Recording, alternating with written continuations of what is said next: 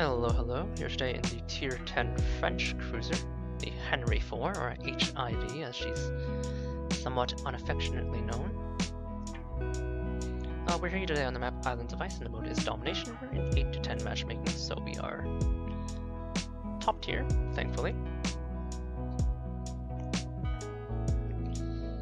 Against not too much to note for matchmaking in terms of the Henri IV. She's just your run-of-the-mill kind of French cruiser, so she does what French cruisers do best. She runs around and she spits fire at people until things eventually die, and hopefully she'll have killed enough things at the end of the game, or toward the middle of the game, where she can kind of just push in because she's not the most heavily armored. Now, in the past you would have noted armor brackets such as the GK, which would be penetratable by your IFHE main battery, but thanks to the changes to IFHE, I have opted to drop IFHE from my standard Henri IV build. Now if you're building for a more specialized environment, such as say maybe clan battles, where there's a prevalence of 50mm armored Russian cruisers such as the Stalingrad and Moskva, or if you just hate Russian cruisers in general, and you also hate German battleships with their 50mm middle deck, you can still build IFHE, but in this case, because IFHE now halves your fire chance, which would otherwise be an excellent, I believe, 24% base, I have opted to drop that from the build.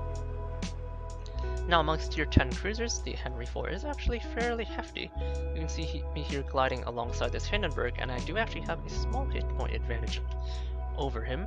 He's at about 51,000, I'm at a healthy 53,000. The Henri IV is a rather large cruiser, after all. Unlike the Hindenburg beside me, however, I am quite fast. I do about 34 knots stock, which is faster than his 33 knots, and I have access to a French speed boost consumable, which gives plus 20% to my speed, which puts the Henri IV at just about 40 knots with her speed boost running. Have AP loaded in the barrels, gonna use expert loader, switch back to the HE. HE will be the standard munitions of the Henri IV. Unlike that Hindenburg, however, even though I am faster, I'm also much more thinly armored. I pretty much am coated entirely in 25mm armor, just that 30mm standard central deck and middle deck, or central deck and upper casemate, which is available to all high-tiered heavy cruisers. I do not have any German turtlebacks, so I will take citadels rather readily from high caliber shells, such as battleship shells. In addition, my detection is even worse than the Hindenburg.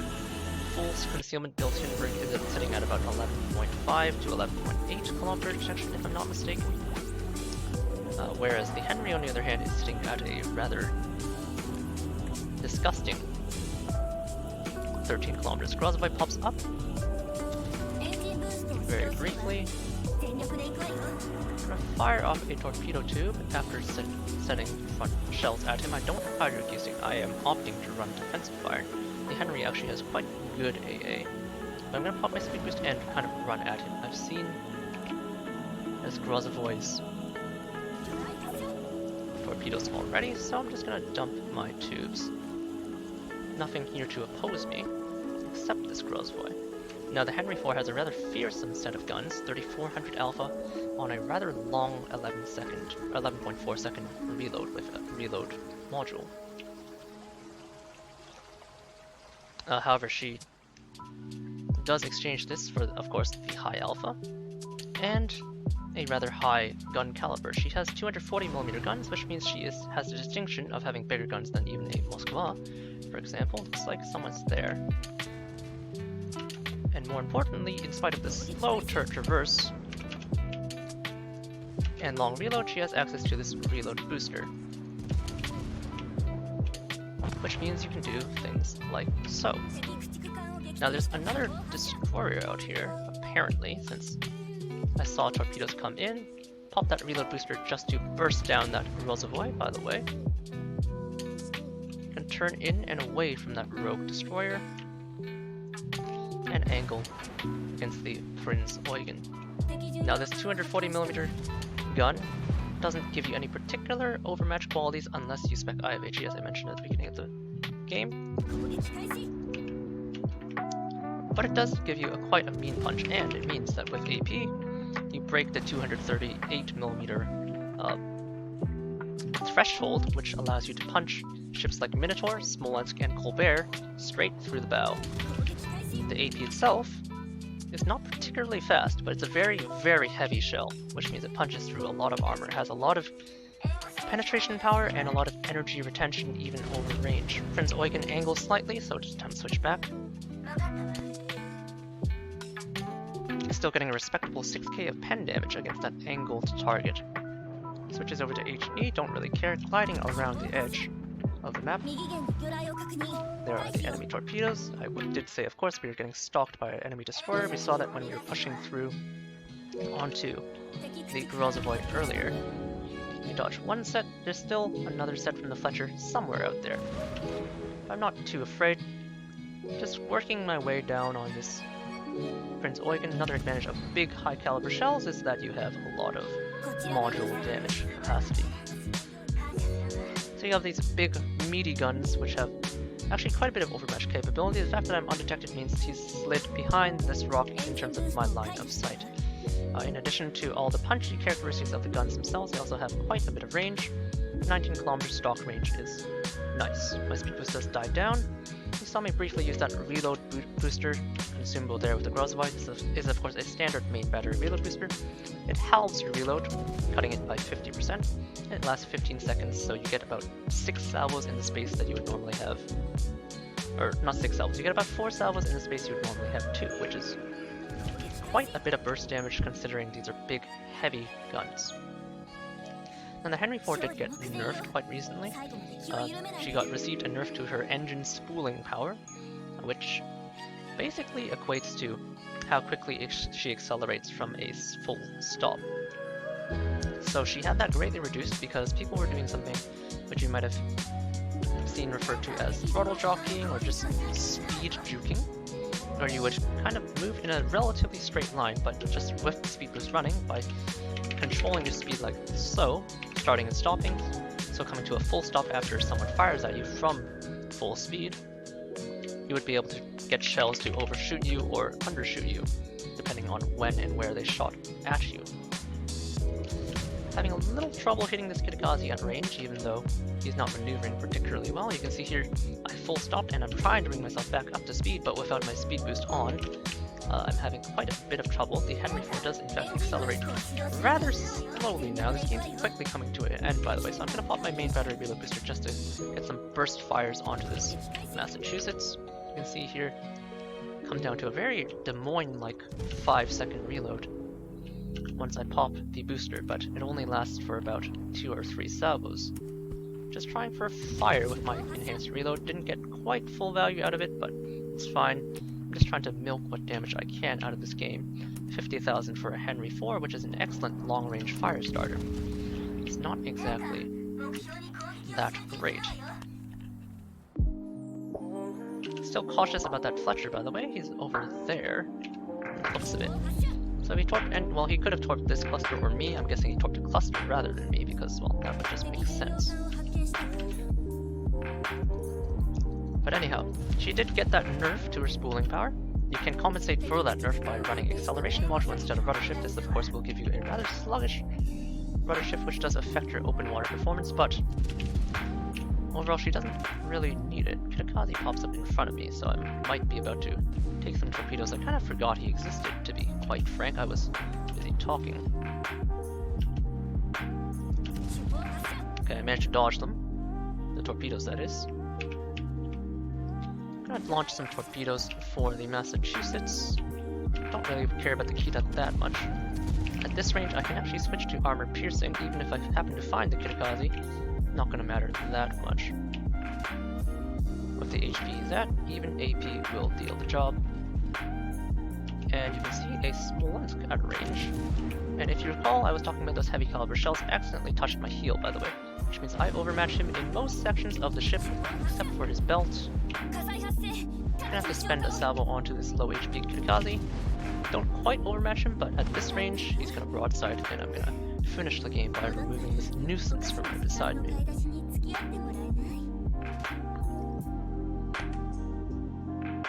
Pretty unambitious game at 82,000 damage, but the game was a bit of a stomp. 92 shell hits, most of them penned, you'll note, outside of a couple of ricochets. 9 incaps, 2 kills, 9 fires, 1 citadel, and 2 target hits.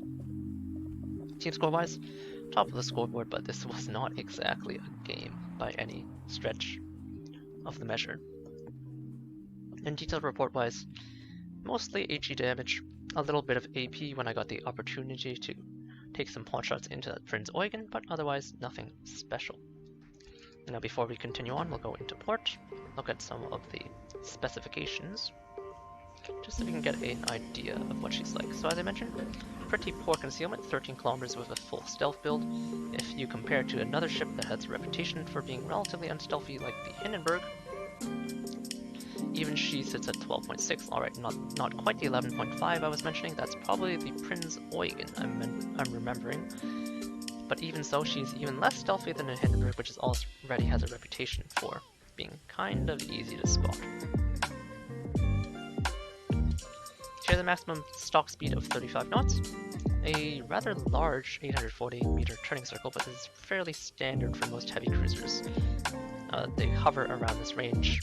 The Hindenburg, for example, which is comparable in size, is sitting at 800, but because he only does 31 knots, 33-ish with speed flag, he's actually quite a bit more sluggish in a turn than you are, and he does not have access to that speed boost that the Henri IV does. Rudder shift time of 11.8. You can of course mitigate this by taking rudder shift, but we are ameliorating our reduced spooling time by taking propulsion modification. A defense, she's actually pretty respectable. 300 continuous is not bad at all, and she does get 6 kilometer range on her long range guns, which is made up by her suite of 127mm guns on the center of her ship, so that those are these. Similar to the guns that you find on the Colbert and the upcoming Marceau and such. Torpedo tube wise, you did see me fire them briefly. She has a triple tube on each side. They're mounted in the center and they have fairly good firing arcs. However, they only have a range of 9 kilometers, and in spite of their decent speed of 60 knots, they don't hit that hard, just shy of 15,000 each. They're pretty stealthy and decent in speed, but the range is lacking, so they're a supplementary weapon rather than a primary weapon, so don't rely on them. And then of course the main battery, as I was mentioning, that 11.4 second reload with reload module, 24% fire chance is pretty damn good. And you can see that because of the large caliber, the 240mm, you get a default HE pen of 40mm, which is of course relevant because there are American battleships like the Massachusetts, Iowa, and Montana with a 38mm middle deck, so by default, even without IFHE, you will penetrate the deck of, say, well, for one, in Alaska, for example, see this 36mm middle deck, which normally shatters most HE, as well as a Montana, if I can find my Montana, and all other American battleships upward of Colorado, which have this 38mm deck, which normally shatters HE, while Henri IV says, fuck you to that. Speaking of armor, the Henri IV is relatively lightly armored, but this light armored nature is relative. 25mm extremities, no icebreakers, so because she's not Russian, and then 30mm deck, and upper casemate. Now you'll see her side plating looks to be only 30. This is because she has kind of spaced armor, so underneath that side plating you'll see, well, citadel plating, and there's a hidden belt armor plate somewhere, if I can get it to show up. Strip away the armor. Alright, well, just note that beneath this 30mm side plate there is another citadel plate of apparently 45, if I'm not mistaken. So she has this 45mm plate beneath that 30mm side plate, which gives her spaced armor. And what the spaced armor does is it creates a space between the two layers of armor, even though they're relatively thin, so even if a shell penetrates through the 30mm plate, it then has to check again against the second 45mm plate, which is not overmatchable by, say, a Yamato caliber shell. And so lots of hits which would look like they're going to be citadels are going to instead just be pens or overpens, which is obviously very annoying for the person shooting at you. However, if something with sufficient penetration to be both citadel armor and side plate armor does punch through, do note that you have a fairly slightly raised citadel that juts above the waterline, and it stretches for the entirety of the ship, so if you broadside you can be punished, particularly from longer ranges, by larger caliber shells. Against cruiser caliber AP, however, you can be surprisingly resilient. Module-wise, main armaments. Modification 1 in slot 1. In slot 2, you ideally want a speed boost module if you can get your hands on one, because running speed boost does mitigate much of the nerfs to her engine power which she received.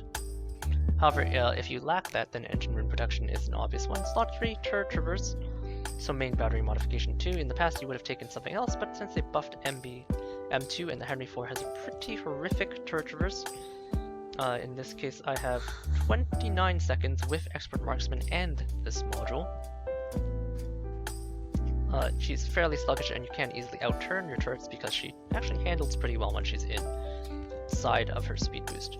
Propulsion module, as I mentioned, because you want to make up for the nerfs to her engine power, you can run steering gears if you would like, but do note that if you do so, you're going to have a very hard time coming out of a full stop. Concealment module in slot 5 is a no-brainer. Now some people will opt to run steering gears because they just don't care about being spotted in the Henry. That's up to you. I prefer concealment personally, however, because I would like to not be spotted from the moon. And last but not least, in slot 6 I'm running main battery reload. Now the Henri IV does have a legendary module which acts as a sort of amplified main battery modification 3, however it comes at the cost of increasing your detectability, so you'll be even more likely to be spotted. But if you're already running the steering gears build, you can run the legendary module as well. It's kind of a playstyle thing. I don't actually have the legendary module yet, still working toward it with the grind mission, but do note that it's a semi-viable module, but you will be detected from the moon, even with full stealth build, 13 kilometer detection. If you run steering gears instead, I believe you come up to something like 14.3-ish, and then if you run legendary module, you end up with a battleship level 16 or even 17 kilometer-ish detection radius. Don't quote me on the exact numbers, but it's a huge detection radius with legendary module plus steering gears. And consumables, your priorities are damage control, heal, speed boost, main battery reload booster, and then your last slot. I'm running defensive fire because the Henry tends to stay at range, so planes are more of a threat than torpedoes typically, but you do have some situations like that last game where you rush a Grozavoy in smoke, where hydro can come in handy. It's a standard hydro, so a 5 kilometer high tier cruiser hydro, so nothing special about it, but hydro is hydro. Captain wise, in the past you would have run IFHE, but currently I am running this build. I have a 17-point captain right now. The priorities are, of course, priority target into probably still adrenaline rush, in spite of the slow traverse, into superintendent for an extra set of consumables. The Henri IV does have quite an extensive set into concealment expert. From there, go back for expert marksman and expert loader. From that point on, you have a lot of options. That puts you to expert 13 points. So 13 points gives you 6 spare points to spend as you choose. You could do something like vigilance plus demolition expert. In my case, I'm running demolition expert plus preventative maintenance to use all my points, and with my last 2 points probably into jack of all trades to get a reduced cooldown on my speed boost and main battery reload booster. For lower tier French cruisers, they frequently lose rudder, but the Henry actually has a surprisingly durable rudder, so after moving past the St. Louis, she finally moves away from having that fragile French rudder which breaks all the bloody time, and so last stand is no longer necessary. For any lower tier cruisers, you do happen to want it though. If you want to run IFHE, this is my DeGrasse captain. Do note that the Henry will have superintendent in the place of demolition expert. You get a build that looks like this. This is a 16-point captain, and the last 3 points would probably go into turret traverse and expert loader if this was a Henry captain, but as I mentioned, this is not a Henry captain. So you would have superintendent instead of demolition expert, and then expert marksman plus expert loader, and otherwise an identical build. More or less. You'd have 2 spare points as well after that. Because this captain is taking last stand, because low tier French cruiser loses a lot of rudder, which would go to jack of all trades. Anyhow, our first game in that Henri IV, which has been nerfed, quote unquote, was pretty disappointing. We still managed to get top of the scoreboard, but it was a pretty boring game, so let's head back into combat and see if we can get something a little more impressive to show off.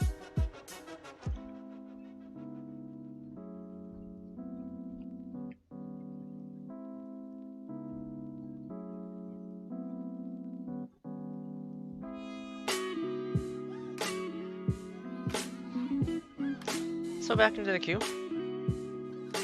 We can kind of talk about state of the game, I suppose. So the Henri IV got nerfed, and IFHE got nerfed, so she kind of lost 2 of her niches, her ability to throttle jockey, or speed juke or whatever you want to call it, at long range, and dodge by adjusting your speed up and down. And she lost her ability to penetrate 50mm plates easily, because taking IFHE is much less appealing, because you don't really want to halve your 24% fire chance to 12. Now in competitive settings, as I mentioned, it's still perfectly fine to take IFHE if necessary, because competitive settings do tend to have a lot of Russian cruisers. But it's kind of up to you at this point for random battles if you want to take IFHE or not. Loading up into this match, we're on 2 brothers, the mode is domination, and we're in pure tier 10 matchmaking. This time there's 2 GKs where it would and a Moskva where it would have been nice to have IFHE, but even without the ability to penetrate their central deck plating, she still does a massive amount of HE damage, and more importantly, she is still an excellent fire starter with that long range and reload booster. Once more, my def AA is going to be useless, so depending on the frequency of carrier battles for you, your mileage may vary. I just don't find the Hydro to be that necessary personally. And there is room in the build to take, Vigilance if you would really like, in order to compensate for some of those weaknesses. Anyhow, loading up onto a kind of small map for tier 10s on 2 brothers. Just gonna swing over above G and see if I can provide some long range fire support. Still have AP loaded from the last match, switch over to HE. I have 2 destroyers pushing toward the cap, so I'm going to provide what fire support I can.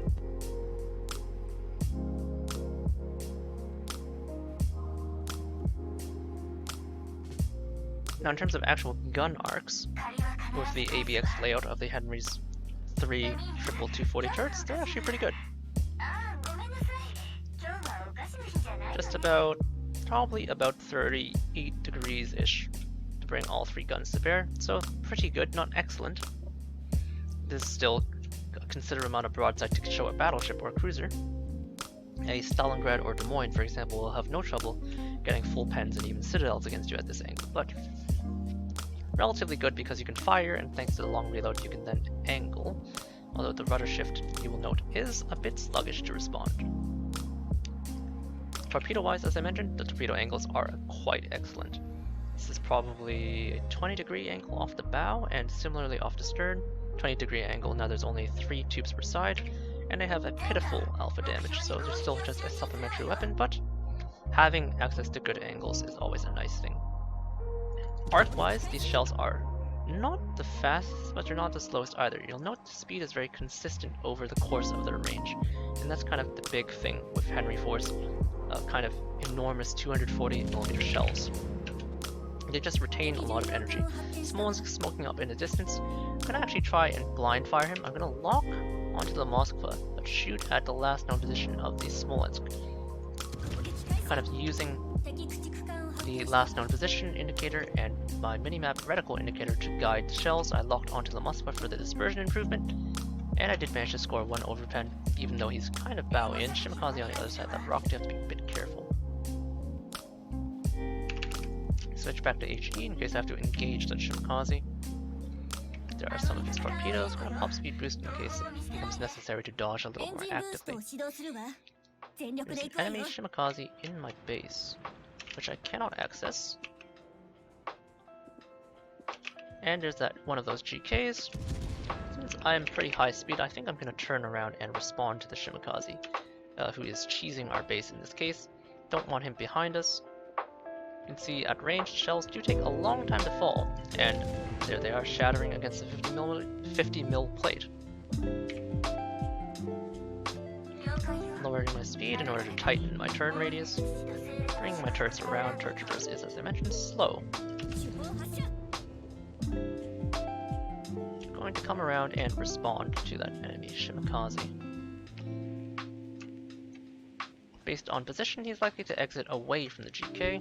I'm in range of the GK, by the way, and giving quite a bit of broadside, and as I mentioned, not any particularly thick armor plates, just a standard 30mm midsection to contend with. I'm now pointed toward the cap, however, so I'm going to swing downwards so I can stay angled against this GK. Set a fire. Someone's escaping. That salvo's for me. I'm gonna duck in, try to get any of the shells to glance off the 30mm plate, and I'm able to dodge most of the damage. Now he did damage control, which is going to prompt me to probably pop my main battery reload booster. Do have to bring all my guns online first. Bring myself to a stop with the speed boost. Just gonna pop the reload booster immediately now that I have all 3 guns online. Don't intend on staying here. I'm gonna lose burst damage for the Shimakaze, do note. It's a bit dangerous to stop like this now. In the past, I would have been able to accelerate almost right away and not take this hefty 26,000 salvo, or not nearly so much damage anyway.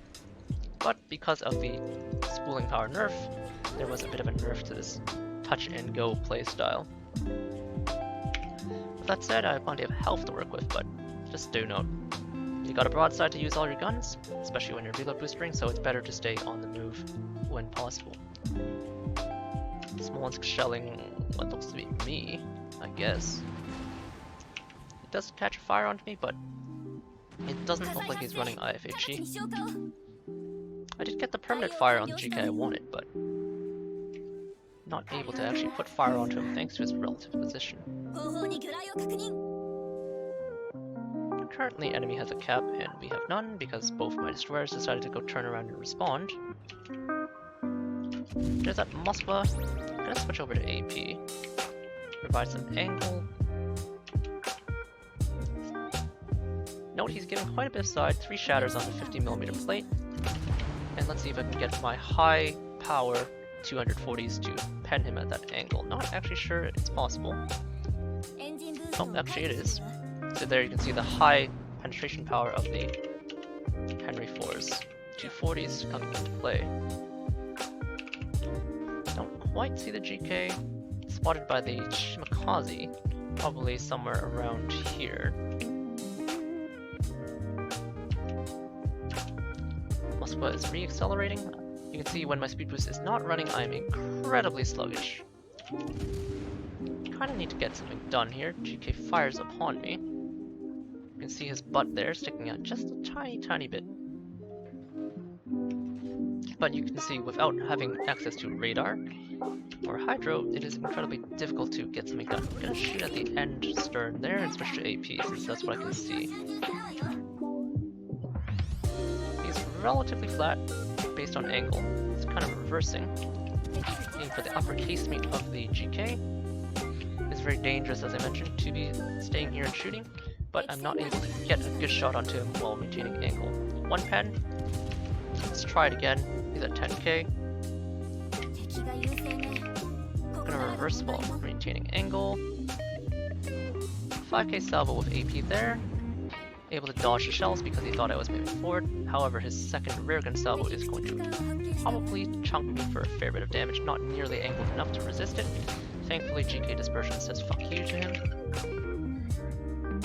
Kind of doing a pseudo Throttle Jockey, but I don't have speed boost running, which makes this a very dangerous activity. Only just now popped it. Gonna start reversing again. He thought I was accelerating again. This is kind of what you used to be able to do before, but to a much greater efficacy. And even with the speed boost not running that much. it wasn't so bad. Spooling power kind of holding me in place. I'm going to dispatch him with the last salvo of AP, but we really do need to get a move on in terms of securing both some damage and some caps.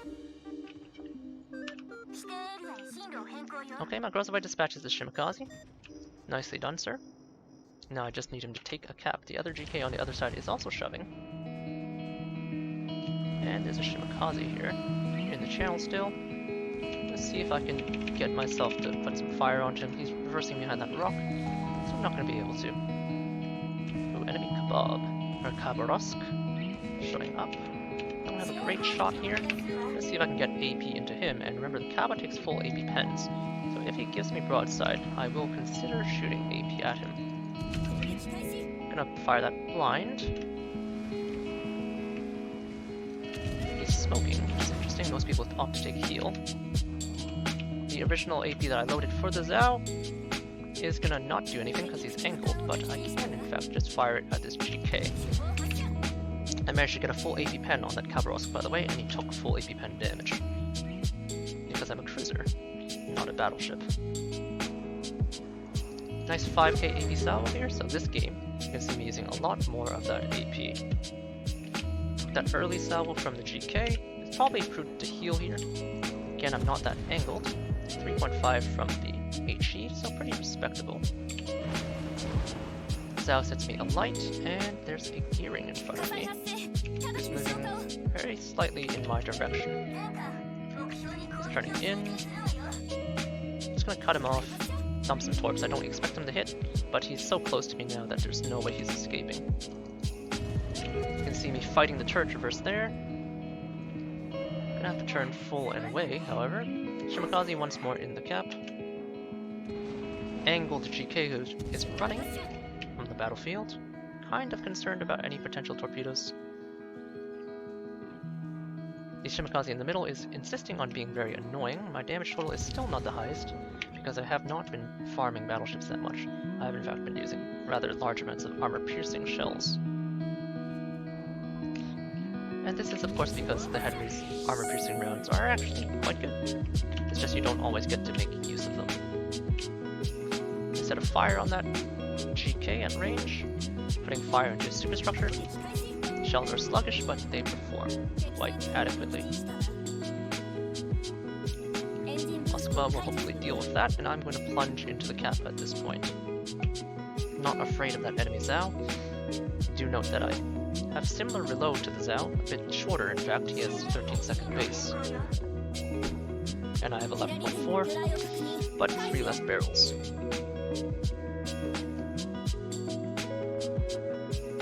More importantly though, I have the immense power of my main battery reload booster, which will allow me to overwhelm him with fires as necessary. He does have a huge detection advantage. He is 9-9 versus my 13. But it's not a huge deal. I'm detected by either Hindenburg or Zhao. Based on the fact that I haven't closed with him yet, it's probably the Zhao, and there he is. The Zhao might have fired torps, but it's not too concerning at this range. And at this point, I'm just gonna give him broadside. He's not even firing at me. Want all my guns to bear. Not gonna bother with the reload booster until I set a fire. You want to use the reload booster to take targets of opportunities, so someone who's giving you broadside, or just follow up on a fire that gets damage controlled to maximize the burn time. I have to adjust my angle as I come in, however.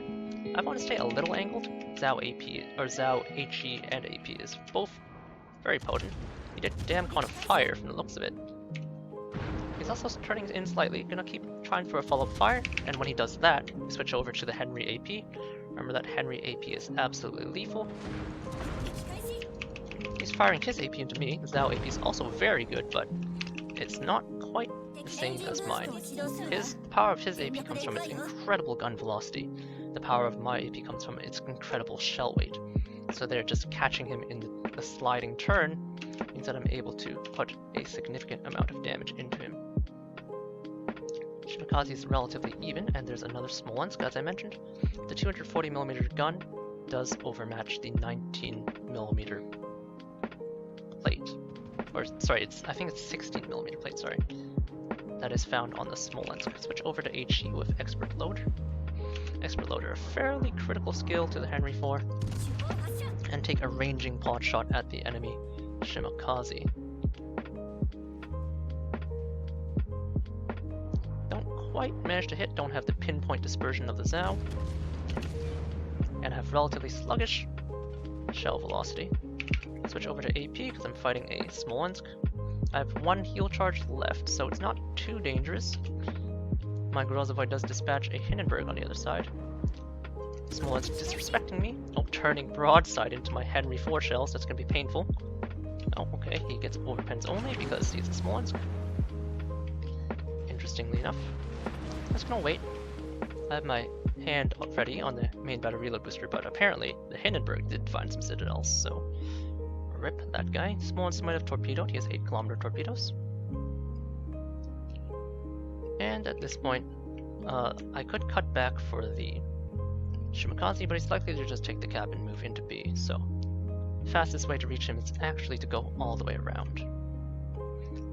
But the game at this point is quite elementary, and I'm quite happy that I was able to show off both the HE and AP.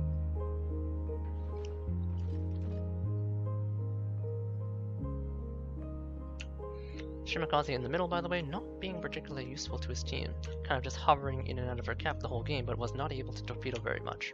He did trade for that Shimakaze at the end, but I wouldn't exactly call that a huge impact. My Grozovoi did a good job, by the way, although holding on to things. I'm trying to report him, apparently. He did a good job eliminating that Shimakaze in spite of the vision disadvantage. I am at 4 kills, however, so I would like to see if I can crown out my Kraken. So I'm probably will cut off every angle. My Grozi should be able to fight him, irregardless of HP.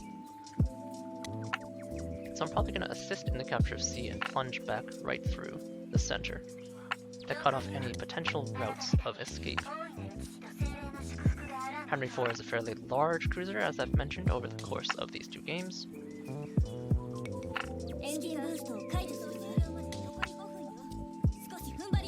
But it's perfectly maneuverable enough to get through. Looks like I might have gotten my Kraken if I just turned around. So, rip. But it is what it is. Still got a decent game out of the Henri. Not too super impressive, as I've mentioned. As an HE spammer, she can achieve some pretty high highs in terms of damage, but very consistent damage output overall. You can see I've actually burned through the majority of my consumables, especially after taking that hefty 26,000 salvo from the GK early on, when I neglectfully pulled up through a stop without proper angling.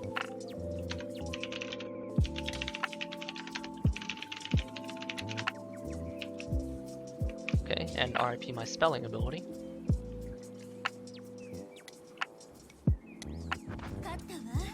But that'll be a nice cleanup to the game, and the Henri kind of showing off both her mobility, which allows her to kind of switch between sides of the map as needed, as well as her incredible firepower. 128,000 damage, 148 shell hits, a lot more shatters this time because I'm firing at GKs and Moskvas, which shattered my shells, but 1 in cap, 4 kills, 7 fires, and 3 citadels, showing off both the HE and AP of the Henri IV. Base experience wise, not quite as much as my Hindenburg, who appears to have farmed up a storm, but 2100 is nothing to scoff at nevertheless. Detailed report wise, as I did mention, a lot more workhorse AP this time. There's that Zhao that took a pretty hefty chunk from me, GK which took large chunks of AP, or this is probably the one that took HE. This is the GK that both took a big chunk out of me, and I took big chunks out of him. Moskva, Kava, Smolensk, who sadly only got overpens. It would have been nice to get the kill on him. But what can you do? And of course the foolish Gearing, who kind of rolled up to our side. Anyhow, the Henri IV is a... well, I guess it's a bit of a maligned ship now, because people seem to think that the Henri IV is dead after her nerfs to her engine power, but honestly, she's still a fairly solid DPM boat. Now she doesn't have that much utility, no radar, no hydro, no stealth even to try and get close, or torpedoes like the Zhao, which also kind of shares the role of HE spammer. Nor does she have this super long range and zoning capability of something like a Yoshino, which has 21 kilometers of range and a spread of very lethal torpedoes, and she has lower DPM than a dedicated kind of DPS cruiser like the Hindenburg, since the Hindenburg reload nerf rollback has brought her back to prominence as a heavy HE spammer who, in fact, it does have 50mm penetration thanks to German quarter penetration. So because you don't take IFHE on the Henry anymore, note that 51mm base pen on the Hindenburg, you kind of lost your niche as the 50mm armor beater. You only have that 40mm now, but she's still a fairly solid ship and honestly quite a bit of fun thanks to the mobile playstyle. Not the most impactful in terms of being able to turn a game that's losing. You'll note there that last game, even though it was coming down to kind of close to the last few kills, it's not exactly like I was making any critical moves. The ships that I did end up kill kind of pushed in toward me or kind of sat there and let me farm them. So the Henri IV, like all French cruisers, does have the problem of being kind of low utility, and she's kind of back to that place since she's lost her niche as a ultra long range spammer kiter that can penetrate most armor brackets, but nevertheless, the Henri IV remains an extremely powerful ship, nerfs or not. And if you have any questions or any hesitation as to whether or not you should finish your French cruiser grind, well, the Henri IV is still incredibly potent in the right hands. And even if she's not particularly special in the tier 10 lineup, her role is kind of filled right now by the Venizia and Hindenburg. She's still a fine cruiser and a fun grab. And that'll be all for now. I hope you enjoyed, and I will catch you all later with probably another carrier commentary coming up next. Cheers.